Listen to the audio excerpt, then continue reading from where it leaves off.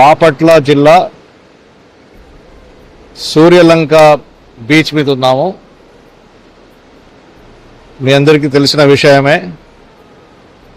మన ప్రియతమ నేత ఆంధ్రప్రదేశ్ రాష్ట్ర ముఖ్యమంత్రి గారు శ్రీ నారా చంద్రబాబు నాయుడు గారు చాలా పెద్ద విజనరీ.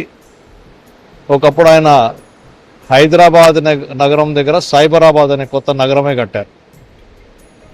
అది ఇప్పుడు సుమారు 4-5 లక్షల మంది ఐటీ ఉద్యోగస్తులు అక్కడ పనిచేస్తున్నారు. అసలు అక్కడ చూస్తూ ఉంటుంది సింగపూరా, న్యూయార్క్ అని కూడా చాలామంది అంటూ ఉంటారు. ఇప్పుడు మన ముఖ్యమంత్రి గారు అమరావతి మహానగరాన్ని కట్టడానికి చాలా పెద్ద స్టెప్స్ తీసుకున్నారు. చాలా మటుకు వర్క్ స్టార్ట్ అయిపోయింది. అక్కడ పెద్ద మహానగరం అక్కడ కట్టబోతున్నారు. వర్క్స్ చాలా స్పీడ్గా జరుగుతూ ఉన్నాయి. మరి అటువంటి మహానగరం అక్కడ అమరావతిలో వచ్చినప్పుడు ఆ మహానగరానికి అక్కడ ఉన్న వచ్చేవాళ్ళు, బిజినెస్ వాళ్ళు కావచ్చు, పెద్ద కంపెనీస్ కావచ్చు, చాలా పెద్ద జనాభా ఒక మహానగరం వస్తుంది. కాబట్టి వాళ్ళకి ఎప్పుడైనా సరదాగా ఎక్కడైనా పోవాలి అంటే సూర్యలంక చాలా దగ్గరలో ఉంది. కేవలం ఒక గంట లోపటే సూర్యలంక బీచ్కి రేపొద్దున అమరావతి మహానగరంలో ఉన్న వాస్తవులందరూ ఇక్కడికి వచ్చేస్తారు. వచ్చి ఆహ్లాదకరమైన వాతావరణంలో ఇప్పుడు మనం చూస్తున్నాం ఇటువంటి బీచ్ని ఎంజాయ్ చేయడానికి వస్తారు. మరి అటువంటప్పుడు మనము సూర్యలంక బీచ్ కానివ్వండి, బాపట్ల జిల్లాలో ఉన్న బాపట్ల పార్లమెంట్ కాన్స్టిట్యుయెన్సీలో ఉన్న ఈ ప్రాంతాన్నంతా మంచిగా నీట్గా అభివృద్ధి చేసి గోవా కంటే మంచిగా తయారు చేసి, చాలామంది గోవా ఆఫ్ ద ఈస్ట్ అంటారు మన సూర్యలంకని. వైట్ సిల్వర్ బీచెస్ అంటారు. 12 బీచ్లు ఉన్నాయి ఇక్కడ. 100 కిలోమీటర్ కోస్ట్ లైన్ ఏదైతే ఉందో మన బాపట్ల పార్లమెంట్ కాన్స్టిట్యుయెన్సీలో 12 బీచ్లు ఉన్నాయి. ఈ 12 బీచ్లో మహత్తరమైన ఒక పెద్ద బీచ్ రిసార్ట్స్తోని, 5 స్టార్ హోటల్స్తోని, బ్రహ్మాండమైన వాతావరణంతో పర్యాటకులకి యావత్తు ప్రపంచమంతా ఇంటర్నేషనల్ టూరిస్టులు ఇక్కడ రాబోతున్నారు. శాతం మనకు వచ్చే టూరిస్టులు హైదరాబాద్ నగరం నుంచి వస్తారు, ఇటు విజయవాడ, గుంటూరు నుంచి వస్తారు. 6 నెలల్లో చాలా పెద్ద మార్పులు మనం చూస్తాం. 1 సంవత్సరం తర్వాత ఇంకా పెద్ద మార్పులు మనం చూడబోతున్నాం. ఎక్కడైతే మనకి అటు బాంబే నుంచి కానివ్వండి, గోవా నుంచి కానివ్వండి, ఢిల్లీ నుంచి కానివ్వండి, బెంగళూరు నుంచి కానివ్వండి, అన్ని ప్రదేశాల నుంచి మనకి చాలా పెద్ద ఎత్తున లక్షలాది మంది పర్యాటకులు మనకు రాబోతున్నారు. మరి అటువంటి పరిస్థితుల్లో మన సైడ్ నుంచి మనం ఏం చేస్తున్నాం? సో విజనరీ మన ముఖ్యమంత్రి గారు శ్రీ నారా చంద్రబాబు నాయుడు గారు విజనరీ. ఆయన ఇచ్చిన ఆదేశాల మేరకు నేను బాపట్ల పార్లమెంట్ సభ్యునిగా సూర్యలంకకి ఒక ప్రాజెక్టు ఏదైతే మన ప్రభుత్వం ద్వారా వెళ్ళిందో, రాష్ట్ర ప్రభుత్వం చెల్లిందో, సూర్యలంకకి 97.53 కోట్ల రూపాయల బడ్జెట్ శాంక్షన్ చేయించి ఇప్పుడు ఆ ఫండ్స్తోని పెద్ద ఎత్తున ఇక్కడ సూర్యలంకలో మనం డెవలప్ చేస్తున్నాం. అయితే రాష్ట్ర ప్రభుత్వం 3 ప్రాజెక్టులను పంపించింది పోయిన సంవత్సరం కేంద్ర ప్రభుత్వానికి. ఒకటి ఈస్ట్ గోదావరి జిల్లా, రెండోది సూర్యలంక, మూడోది కడప జిల్లాలో గండికోట. అయితే మొత్తం మన మొత్తం కంట్రీలో ప్రాజెక్ట్స్ అన్నీ ఉన్న బడ్జెట్లో సర్దాలు కాబట్టి ప్రతి రాష్ట్రానికి 2 కేంద్ర ప్రభుత్వం కేటాయించుకుంటూ పోతూ ఉంటే ఆంధ్రప్రదేశ్ రాష్ట్రానికి అటు ఈస్ట్ గోదావరి జిల్లా, అటు గండికోట 2 శాంక్షన్ అయ్యాయి. సూర్యలంక 1 మిగిలిపోయి ఉంది. అది నెక్స్ట్ ఇయర్ ఇస్తాము అని చెప్పారు.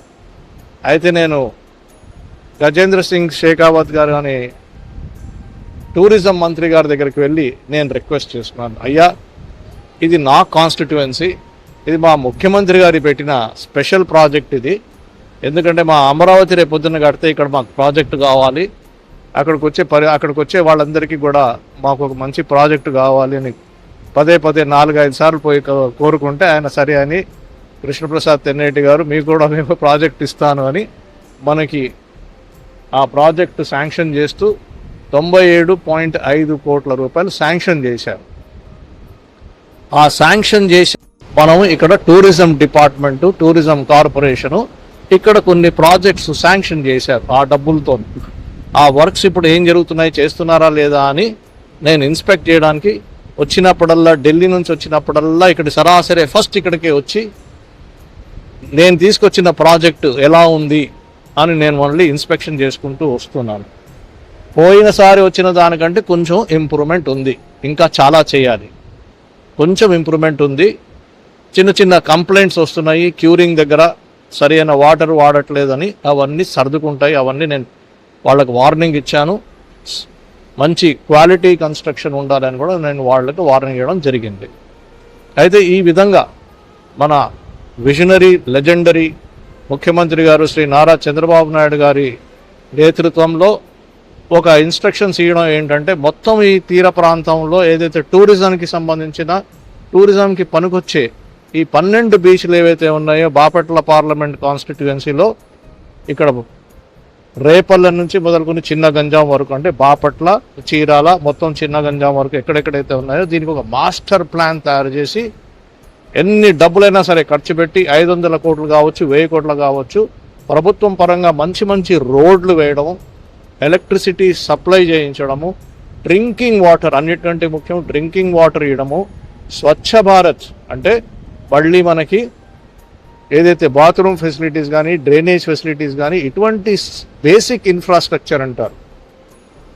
ఈ బేసిక్ ఇన్ఫ్రాస్ట్రక్చర్ కలిగిస్తే ప్రభుత్వము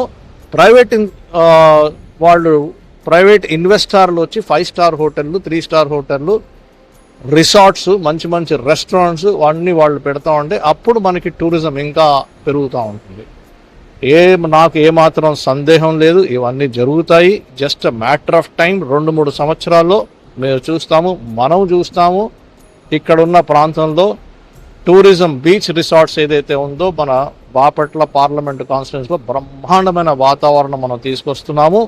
అయితే ప్రజలకు కూడా చిన్న బాధ్యత ఉంది. ఇక్కడ అలవాట్లు మార్చుకుని ఇక్కడ ఉన్న ప్రాంతం అంతా శుభ్రంగా పెట్టి, వచ్చిన ఎవరైతే పర్యాటకులు వస్తారో అతిథో దేవ భవ అంటాం కాబట్టి వాళ్ళని కూడా మంచిగా పలకరించి, మంచిగా మాట్లాడి, వాళ్ళకి మంచి సదుపాయాలు కూడా ఇచ్చి ఆ వాతావరణంలో పోవాలి. వేరే దేశాల్లో ఎలా ఉంటుందంటే స్టే హోమ్ టూరిజం కూడా ఉంటుంది. స్టే హోమ్ టూరిజంలో ఏముంటుందంటే కొంతమంది పర్యాటకులు, నేను కూడా పోయి వేరే దేశాలు పోయినప్పుడు, అక్కడ పోయినప్పుడు ఉన్నాను, ఎవరైతే 5 స్టార్ హోటల్స్, 3 స్టార్ హోటల్స్ చూసి చాలామంది విసిగిపోయి ఉంటారు. మీ ఇంట్లో వచ్చి ఉండడానికి కూడా కొంతమంది ఇష్టపడతారు. అప్పుడు మన ఇల్లు కూడా మనం శుభ్రంగా పెట్టుకుని, నీట్గా క్లీన్గా పెట్టుకుని, ఒక బాత్రూము 2 బాత్రూములు పెట్టుకుని, మంచి మంచాలు, పడక, లైటింగు, ఏసీ అట్లాంటివి పెట్టుకుంటే మన ఇంట్లో వచ్చి మనం వండిన ఫుడ్ కూడా తిని వెళ్ళడానికి ఇష్టపడే వాళ్ళు చాలామంది ఉంటారు. అంటే ఇక్కడ ఉన్న ఫుడ్ వేరే చోట దొరకదు కాబట్టి. సో స్టే హోమ్ టూరిజం కూడా పెరగబోతాము. అందుకే లోకల్గా ఉన్న వాళ్ళంతా మనం అందరం కూడా ఆ వచ్చే మంచి రోజుల కోసం ఎదురు చూడాలి. ఎందుకంటే ఉపాధి చాలా పెద్ద ఎత్తున లక్షలాది ఉపాధి జరగబోతూ ఉంది. Direct employment, indirect employment tourism సెక్టర్లో, అది కుక్ కావచ్చు, వెయిటర్ కావచ్చు, తర్వాత సప్లయర్స్ కావచ్చు, వెజిటబుల్ సప్లయర్స్ కావచ్చు, మీట్ సప్లయర్స్ కావచ్చు, ఫిష్ సప్లయర్స్ కావచ్చు, ధోబీ కావచ్చు, రకరకాల ఉపాధి ఇక్కడ అవకాశాలు మనం చూడబోతున్నాము. అవి డైరెక్ట్గా ఉంటాయి, ఇండైరెక్ట్గా ఉంటాయి. ట్రాన్స్పోర్ట్ సెక్టర్, మళ్ళీ ట్యాక్సీలు, ఆటోలు, ఇక్కడ నుంచి ఇక్కడికి పర్యాటకులకి ఇక్కడున్న లోకల్గా తిరగవలసిన ఒక బీచ్ నుంచి ఇంకో బీచ్కి పోవాలంటే కూడా వాళ్ళకి ట్రాన్స్పోర్ట్ కావాలా. సో చాలా అవకాశాలు మనకు రాబోతా ఉన్నాయి. మరి అవకాశాలన్నీ ఎవరికి వస్తాయి? మన మహిళలకి, మళ్ళీ మన యువకులకి. మరి వాళ్ళందరూ ఈ అవకాశాలు చేతులారా తీసుకోవడానికి సిద్ధంగా ఉన్నారా? వాళ్ళకి ఏమైనా స్కిల్ ఉందా? స్కిల్ ఉంటేనే ఆ అవకాశాలు మనం తీసుకోగలుగుతాం, స్కిల్ లేకపోతే తీసుకోలేం. అందుకే వెంటనే మన స్త్రీలు, మన మహిళలు, మన అక్క చెల్లెళ్ళు, మన యువకులు అందరూ కలిసి ఎక్కడైతే మనకు ఉద్యోగాలు దొరకడానికి ఉద్యోగ అవకాశాలు కానీ లబ్ధి పొందే మిగతా అవకాశాలు కానీ సెల్ఫ్ ఎంప్లాయ్మెంట్ స్కీమ్స్ కానీ పెట్టడానికి అవకాశాలు ఉన్నాయని అనుకుంటున్నారో అక్కడ అర్జెంటుగా ఏదో ఒక స్కిల్ సంపాదించుకోవడం చాలా చాలా ఇంపార్టెంట్.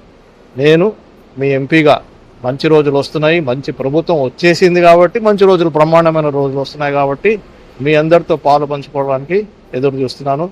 ఇటువంటి ఎన్ని ప్రాజెక్టులైనా నేను తెస్తాను. అవన్నీ మన ప్రియతమ ముఖ్యమంత్రి గారు శ్రీ నారా చంద్రబాబు నాయుడు గారి యొక్క ఆధ్వర్యంలో ఆయన ఇన్స్ట్రక్షన్స్ కింద ఇవన్నీ జరుగుతున్నాయి. మనందరం కలిసి పని చేద్దాము, స్వర్ణాంధ్రప్రదేశ్ని తయారు చేద్దాం.